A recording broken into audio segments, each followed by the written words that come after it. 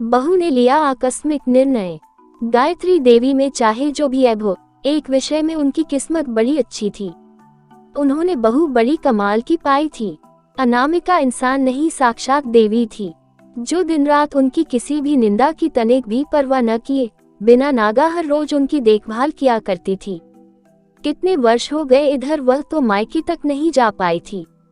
मोहल्ले की सारी औरतें अनामिका की प्रशंसा करते नहीं थकती थीं और मन ही मन गायत्री देवी के बहु भाग्य पर जला भी करती थी। कल भोर में ही खबर मिली कि चौधरी भिला वाली गायत्री देवी का स्वर्गवास हो गया। ये दुखद समाचार तुरंत आग की तरह मोहल्ले भर में फैल गया।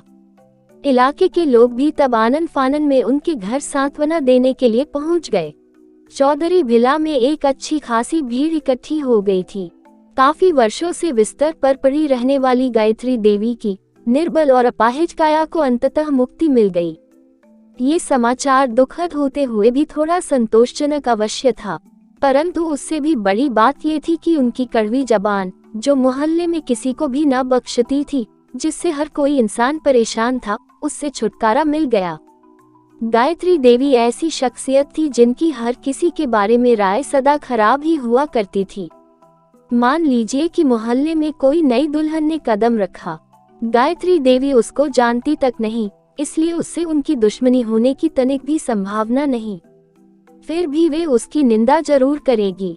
आज तक कभी भी किसी के प्रति अच्छा कहते हुए उनको किसी ने न सुना था, इसलिए उनकी मृत्यु पर मोहल्ले वालों ने एक तरह से चैन की बंसी बजाई थी। यूं तो मृत्यु ऐसी दुखद स्थिति होती है कि लोग दुश्मनी भूलकर भी सगे संबंधियों को सांत्वना देने वहां पहुंच जाया करते हैं। इसलिए मोहल्ले वालों ने कल से चौधरी भिला के सामने बड़ी तादाद में मेला सा जमावड़ा डाल दिया था। राकेश और अनामिका सुबह से ही मेहमानों की देखभाल में जुटे हुए थे।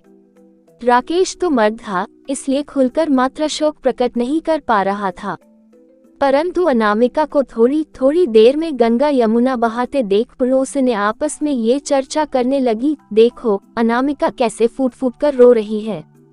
एक पड़ोसन बोली, ऐसी सास के लिए भी इतना शोक, सचमुच अनामिका देवी है।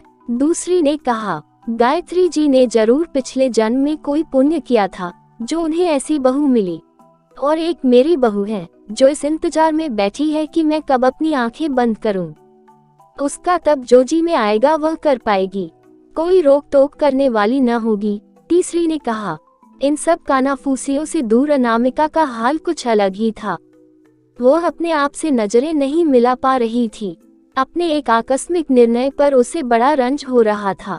सोच रही थी कि उसे उस दिन अकस्मात इतना क्रोध क्यों आ गया था कि वह अपना संतुलन ही खो बैठी थी और तकिए से सास का मुंह दबा दिया था।